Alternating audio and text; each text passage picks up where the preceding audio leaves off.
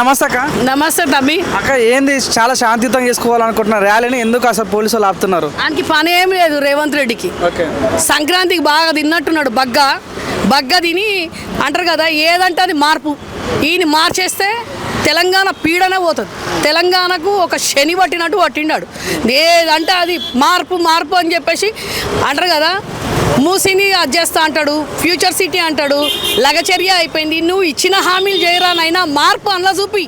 నీ మార్పు కేసీఆర్ కన్నా మంచి చేయి. కేసీఆర్ కన్నా ద్రోహం చేస్తున్నాడు కాబట్టి ఈరోజు అరాచకమైన పరిపాలన.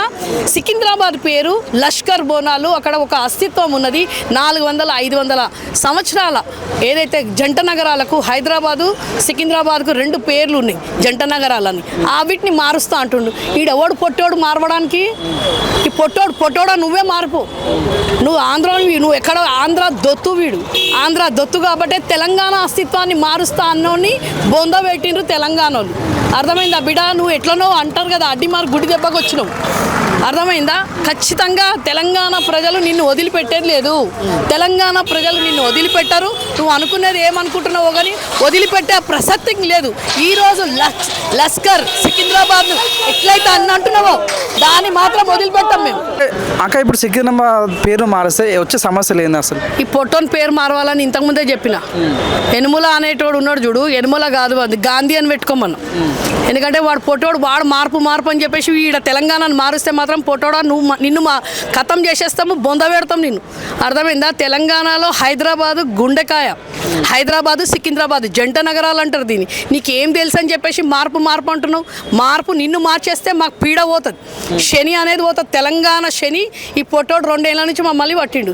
ఈ రోజు రేపు అమాస ఉన్నది. అమాస రోజు ఈ పొట్టోని పేరు మీద ఏమన్నా అంటారు కదా, తైలాభిషేకం ఈ పొట్టోని పేరు మీద చేయాలి శనికి పోయి. ఈ పొట్టోడు అప్పుడు కానీ మారాడు. ఇప్పుడు సికింద్రాబాద్ తీసుకొని మల్కాజిగిరిలో వేస్తే అసలు ఏ రకంగా న్యాయం జరుగుతుంది ప్రజలకు? ఒక 500 నోటు తీసుకొని కింద వేసుకుంటాము, మీద వేసుకుంటాం అన్నట్టు తమ్మిది. 500 నోటా లేకపోతే పొట్టోనికి నోట్ల కట్టలు ఎక్కువ వచ్చినాయి అని చెప్పేసి పిచ్చిలేసింది అవనికి.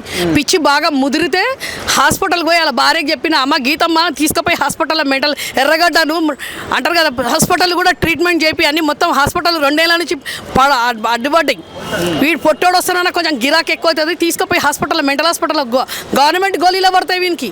ప్రైవేట్ హాస్పిటల్కి తీసుకోక తల్లి, గవర్నమెంట్వే తీసుకుపోయి ఎర్రగడ్డకు తీసుకుపోయి గోళీలు వాడు. ఎందుకంటే పిచ్చి వానికి రాత్రి కాగానే కేసీఆర్ గుర్తొస్తుండు. కేసీఆర్ గుర్తొచ్చినప్పుడల్లా మార్పు అంటుండు. కేసీఆర్ గుర్తొచ్చినప్పుడల్లా మార్పు అంటే ఆ మార్పులో వీడిని చూస్తాం కదా పొట్టోని. ప్రజలందరూ ఏదో మంచిగా చేస్తాడు అనుకున్నాడు. లగచర్య అంటాడు, హైడ్రా అంటాడు, ఈ ఫ్యూచర్ సిటీ అంటాడు, బొంద సిటీ అంటాడు, మళ్ళీ మూసి అంటాడు. ఏదో ఒకటి రోజు ఎంటర్టైన్మెంట్ వానికి. డైరెక్ట్ కట్ చేసుకుంటారు అకౌంట్లోకి వెళ్ళి, డైరెక్ట్ ఛానళ్ళని కట్ చేసుకుంటాం. ఈ పొట్టోని ఛానళ్ళలో అకౌంట్లు వేసుకోవాలి. అసలు ఇప్పుడు ఈయన వేసుకోవాలి మేము ఇప్పుడు అకౌంట్లో. ఈ నంబర్ తీసుకుంటే తెలంగాణ ప్రజలకు ఇచ్చేటివన్నీ ఈ సిగ్గు శరమేమని ఉండాలి. రేవంత్ రెడ్డి 2500 ఇస్తాను.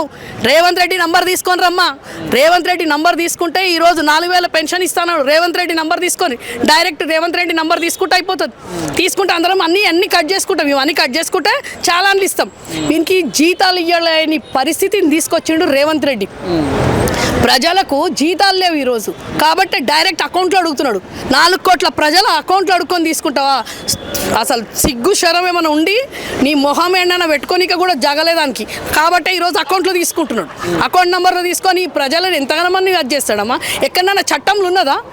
నీ పర్సనల్ అకౌంట్ నెంబర్ తీసుకునే చట్టం ఉందా? 4 కోట్ల ప్రజలం వీని మీద కేసేస్తే లోపల పోతాడు. అయినా ఓటుకు నోటుకు దొంగ. నీ మీద 85 కేసులు ఉన్నాయి. సిగ్గుందా? నీ మొహం ఎక్కడ పెట్టుకొని ఈరోజు ప్రజలకు దొంగవు పరిపాలన చేసి మార్పు అంటున్నావా? మార్పు కాదు బిడ్డ, నిన్ను మార్చేసి నిన్ను బొంద పెడతాం.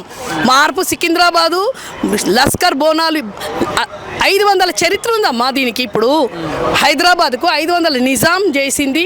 ఓల్డ్ సిటీ నుంచి మళ్ళీ సికింద్రాబాదు స్వాతంత్రం రాకముందు బ్రిటిష్ వాళ్ళు చేసిన దాన్ని కూడా మారుస్తా అంటున్నావు. దానికి ఎంత పెద్ద అస్తిత్వం ఉంది. అక్కడ పుట్టి పెరిగిన వాళ్ళు, అక్కడ ఉన్నవాళ్ళు, తరతరాలు ఉన్నోళ్ళు, వాళ్ళు ఏం కావాలి?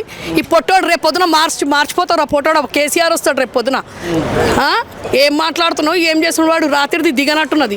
ఎక్కడ తిరుగుతుండో ఏం చెప్తున్నా కదా నాన్న. వానికి ఏ పరిపాలన అసమర్థుడు, ఏం పరిపాలన చేత కాకుండా పిచ్చి పిచ్చి స్కీములు, పిచ్చి పిచ్చి మాటలు, 420 హామీలు ఇచ్చిండు, 6 గ్యారెంటీలు బొందబెట్టి ఇట్లాంటి పిచ్చి మాటలు మాట్లాడుతున్నాడు రేవంత్ రెడ్డి. అక్కడ నైట్కి ఏమో పర్మిషన్ ఇచ్చారు, మన పొద్దు ఎందుకు మార్చేశారు? అదే అంటే నైట్ పోసుకుంటాడు, పొద్దున్న దిగిపోయింది, పర్మిషన్ వద్దంటున్నాడు. అర్థమైందమ్మా? నైట్ పర్మిషన్ ఇచ్చిండు, పొద్దున్న దిగిపోయింది కాబట్టి అరెస్టులు చేస్తుండే, ఏం పని లేదు కదా. పోలీసు వాళ్ళని ఎండకు నిలబెట్టిండు. హోమ్ మినిస్టర్ల పోలీసు వాళ్ళకు ఉన్నంత గోస ఇప్పుడు ఏది లేదు. ఇటు వేస్ట్ గాడు పాపం హోమ్ మినిస్టర్ అయిండు, వాళ్ళని చూస్తుంటే మాకు గోస అనిపిస్తుంది. ఒకప్పుడు తెలంగాణలో బాపు కేసీఆర్ ఉన్నప్పుడు ఫ్రెండ్లీ పోలీస్ ఉండే పాపం, ఇప్పుడు వాళ్ళు మమ్మల్ని ఏం చేయాలో కూడా వాళ్ళకు కూడా అర్థమవుతలేదు. వీడు పిచ్చి తుగ్లక్ అంటారు కదా, ఇందాక చెప్పిండు, ఆ తుగ్లక్ కన్నా అధ్వానం వీడు. కనీసం ఆ తుగ్లక్ కన్నా ఏదైనా చేస్తుండే, వాళ్ళకు ఏదో చేసిండు కానీ వీడు అది కూడా దానికన్నా హీనమైన వీడు, హీనం. తుగ్లక్ కన్నా హీనమైన పరిస్థితిలో రేవంత్ రెడ్డి ఉన్నాడు. వానికి ఏం పేరు పెట్టాలో పొట్టోనికి అర్థమైతలేదు. మంచి పేరు పెడతాం, మనకి ఏదైనా పేరు పెట్టాలి. తెలంగాణ ఉద్యమంలో కూడా ఇంతమంది ఇక్కడ పోలీసులు రాలేదు మా తెలంగాణ భవన్కి. ఇప్పుడు ఇంతమంది పోలీసులు వచ్చి ఎందుకు తలసాని శ్రీనివాసన్ ఎందుకు ఆపుతున్నారు, మిమ్మల్ని ఎందుకు ఆపుతున్నారు, ఎందుకు బయటకు కొనివ్వట్లేదు? ఎందుకంటే తెలంగాణ వాళ్ళం కదా, తెలంగాణ కొట్లాడి తెచ్చుకున్నందుకు ఈ పొట్టోడు వచ్చినందుకు ఆపుతున్నాడు మమ్మల్ని. ఆంధ్ర దొత్తు వీడు, ఆంధ్ర దొత్తు, చంద్రబాబు దొత్తు, మోదీ గాని దొత్తు కాబట్టి వీళ్ళు మమ్మల్ని ఆపుతున్నారు. తెలంగాణలోనే ఆపుతున్నాడు, ఆంధ్రలో ఆపడు. ఆంధ్రలో ఏమో ఆంధ్రలోకి పోతుంటే వాళ్ళకు అంటారు కదా టోల్ గేట్ ఫ్రీ పెట్టిండు. సిగ్గు శరం లేనోడు ఇక్కడ ఉన్న వాళ్ళకు మాకు అకౌంట్లు డైరెక్ట్ తీసుకోమంటావా?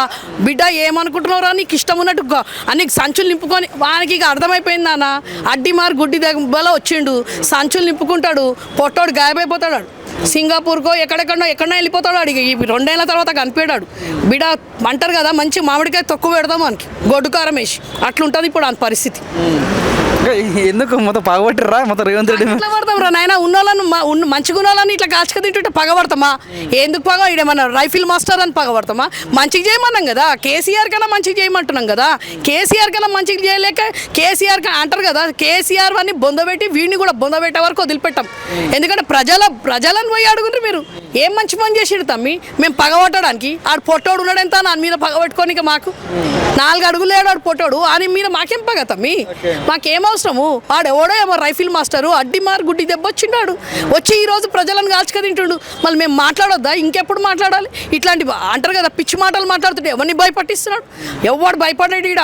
బిడ్డ నువ్వు అనుకుంటున్నావేమో, నిన్న ఎన్టీవీ ఆయనను 10 ఏళ్ళ నుంచి బాపు కేసీఆర్ బాధ అనిపించింది. మీడియా వాళ్ళు ముందుకు రావడానికి బాధపడుతున్నారు. ఈరోజు ఈ పొట్టోని తెచ్చిర్రా మీడియా వాళ్ళు, ఆ పొట్టి అంటారు కదా 2 ఏళ్ళు ఆ పొట్టోని తెచ్చిరా మీడియా వాళ్ళు. నువ్వు ఎన్టీవీ వాళ్ళను ఎంత బాధపడ్డాడు? పండుగ పూట 3 గంటల రాత్రికి ఎత్తుకపోయారంట ఆయన. ఏమైనా సిగ్గుందా నీకేమన్నా? ప్రజాక్షేత్రంలో మీడియాను అరెస్ట్ చేస్తావా? ఏం బతుకురా నీది? ఎట్లా చరిత్రలో నిలబడిపోయింది వాడు. కలకల మంచిది కాదు కదా నాన్న. ఈరోజు మీడియాని అంటే న్యాయాన్ని గొంతు నొక్కుతున్నావు రేవంత్ రెడ్డి. నిన్ను ఎక్కడైనా నడి రోడ్డున రాళ్ళు కొట్టుకుంటా ప్రజలు ఉరికిపియకపోతే ఎట్లయితే అంటారు కదా, ఆమె పేరు బంగ్లాదేశ్లో ఉరికిపిచ్చారు చూడు ప్రధానాన్ని, అది వచ్చి ఇప్పుడు మోదీ గాని గోదిలో కూర్చున్నది. అది అట్లా నిన్ను కూడా ఉరికిపిస్తాను, చంద్రబాబు గోదిలో పోయి కూర్చోవాల్సి వస్తుంది. ఓకే, థ్యాంక్ యూ అక్క.